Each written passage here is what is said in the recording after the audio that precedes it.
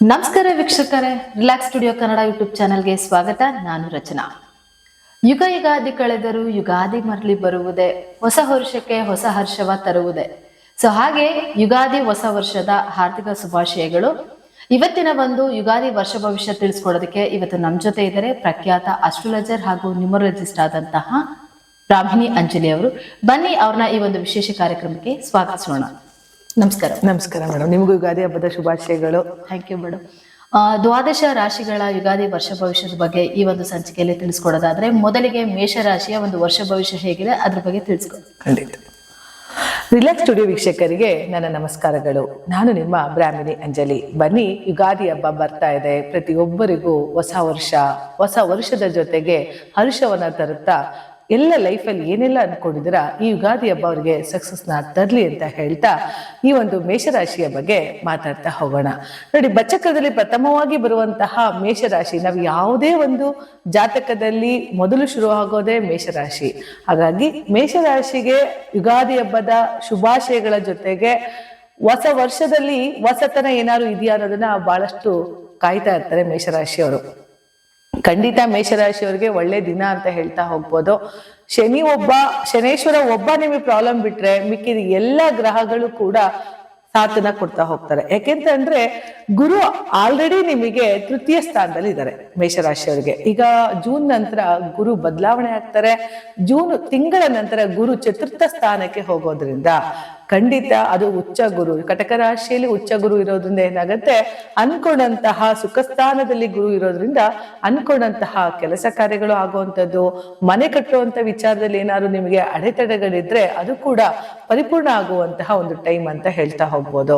ಯಾಕೆಂತ ಅಂದ್ರೆ ಗುರುವಿನ ಗೋಚರ ವೆರಿ ಇಂಪಾರ್ಟೆಂಟ್. ಗುರುವಿನ ಬಲನೂ ಕೂಡ ಅವರಿಗೆ ವಿಶೇಷತೆಯನ್ನು ತಂದ್ಕೊಡ್ತಾ ಹೋಗುತ್ತೆ.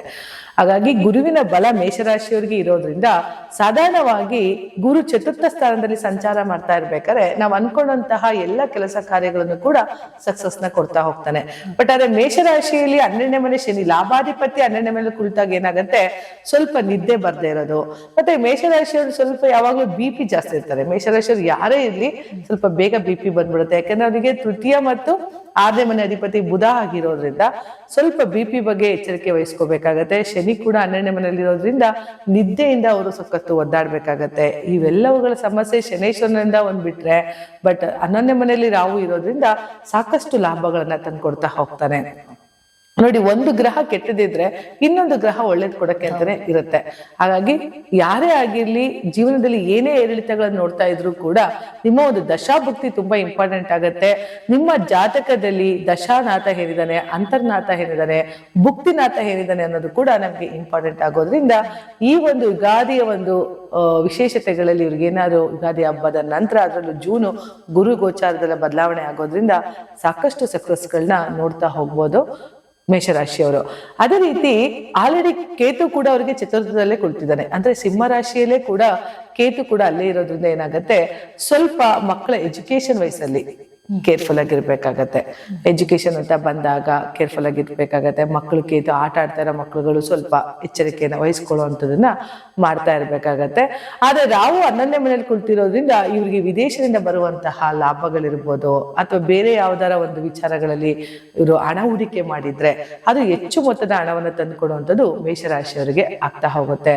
ಒಟ್ಟಲ್ಲಿ ಮೇಷರಾಶಿಯವರಿಗೆ ಶನಿ ಶಾಂತಿ ಮಾಡಿಸ್ಕೊಳ್ಳೋದ್ರಿಂದ ಶನೇಶ್ವರನ ಒಂದು ಕೃಪೆ ಅವರಿಗೆ ಏನಿವಾಗ ಕೃಪಾ ಕಟಾಕ್ಷ ಅವರಿಗೆ ಇಲ್ಲ ಅಂತ ಹೇಳ್ತೀವೋ, ಆ ಶನೀಶ್ವರನ ಪೂಜೆ ಮಾಡೋದ್ರಿಂದ ಮತ್ತೆ ಕಾಗೆಗಳಿಗೆ ಅನ್ನವನ್ನ ಇಡೋದ್ರಿಂದ ಬಡವರಿಗೆ ದಾನ ಮಾಡೋದ್ರಿಂದ ಈ ಒಂದು ಶನೀಶ್ವರನ ಒಂದು ಅವಕೃಪೆಯಿಂದ ಅವರು ಪಾರಾಗ್ತಾ ಹೋಗ್ಬೋದು.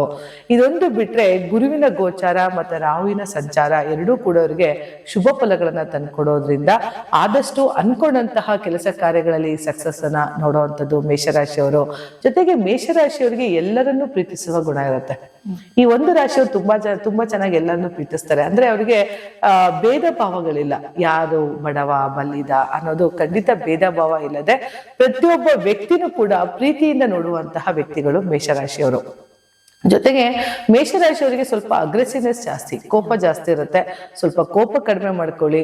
ಅದು ಬಿಟ್ಟರೆ ಇವರಿಗೆ ಎದುರಿಗೆ ಮಾತಾಡೋಂಥದ್ದು ಇರ್ಬೋದು, ಬೇರೆ ಯಾರಾದ್ರೂ ಶಬ್ದಗಳನ್ನ ಇವ್ರಿಗಿಂತ ಜಾಸ್ತಿ ಜೋರಾಗಿ ಮಾತಾಡೋರ್ ಕಂಡ್ರೆ ಇವ್ರಿಗೆ ಇಷ್ಟ ಆಗೋದಿಲ್ಲ.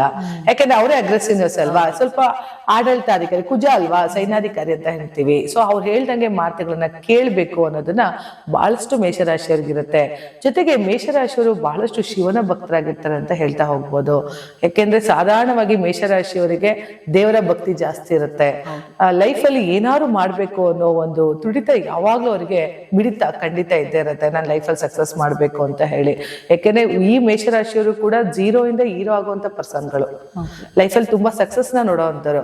ನಾವ್ ಏನೇ ಮಾಡ್ತೀವಿ ಅಂತ ಅಂದಾಗ ಶ್ರಮ ನಮ್ಗೆ ಬೇಕೇ ಬೇಕಾಗತ್ತೆ. ಶ್ರಮವಿಲ್ಲದೆ ಫಲವನ್ನ ಬಯಸ್ಬೇಡ ಅಂತ ಹೇಳಿ ಆಲ್ರೆಡಿ ಬಸವಣ್ಣವರೇ ಹೇಳಿದ್ದಾರೆ. ಹಾಗಾಗಿ ಶ್ರಮ ಇಂಪಾರ್ಟೆಂಟ್ ಆಗಿರೋದ್ರಿಂದ ಆದಷ್ಟು ಹಗಲು ರಾತ್ರಿ ಅನ್ನದೇ ಶ್ರಮವನ್ನ ಮಾಡುವಂತವ್ರು, ಶ್ರಮಿಸುವಂತಹ ಜೀವಿಗಳು ಏನಾದ್ರು ಇದ್ರೆ ಅದು ಮೇಷರಾಶಿಯವರು ಕೂಡ. ಯಾಕೆಂದ್ರೆ ಕುಜ ಅಧಿಪತಿ ಆಗಿರೋದ್ರಿಂದ ಒಬ್ಬ ಸ್ಟ್ರಿಕ್ಟ್ ಸೈನ್ಯಾಧಿಕಾರಿ ಹೇಗಿರ್ತಾನಲ್ಲ, ಸೊ ಅವಾಗ ಅವ್ನ ಮಾತುಗಳನ್ನ ನಾವು ಕೇಳಲೇಬೇಕಾಗತ್ತೆ. ಆ ಮಾತುಗಳನ್ನ ಕೇಳದೆ ಇದ್ದಾಗ ಕೋಪ ಬರೋದ್ರಿಂದ ಈ ಮೇಷರಾಶಿಯವ್ರಿಗೂ ಅಷ್ಟೇ, ಯಾರು ಮಾತು ಕೇಳಲಿಲ್ಲ ಅಂದ್ರೆ ತುಂಬಾ ಬೇಗ ಕೋಪ ಬರುತ್ತೆ, ಅವ್ರ ಜೊತೆ ಜಗಳ ಮಾಡ್ಕೊಂಡ್ಬಿಡೋದು. ಆದ್ರೂ ಇವರಲ್ಲಿ ಒಂದು ಪ್ರೀತಿ ಗುಣ ಜಾಸ್ತಿ ಇರೋದ್ರಿಂದ ಮೇಷರಾಶಿಯವರು ಯಾರನ್ನೇ ಜಗಳ ಆಡಿರ್ಲಿ ಹೋಗಿ ಅವ್ರನ್ನ ಮತ್ತೆ ಹೋಗಿ ಪ್ರೀತಿಯಿಂದ ಅಪ್ರೋಚ್ ಮಾಡ್ತಾರೆ. ಸೊ ಅವ್ರಾಗೆ ಸಾರಿ ಕೇಳೋದು ಅಥವಾ ಅವ್ರನ್ನ ಮತ್ತೆ ಸಂತೈಸೋದು, ಪ್ರೀತಿಯಿಂದ ನಡ್ಕೊಳ್ಳೋದನ್ನು ಮಾಡೋದ್ರಿಂದ ಮೇಷರಾಶಿಯಲ್ಲಿ ಆ ಒಂದು ಗುಣ ಇರೋದ್ರಿಂದ ಖಂಡಿತ ನಿಮ್ಗೆ ಒಳ್ಳೇದಾಗ್ತಾ ಹೋಗುತ್ತೆ.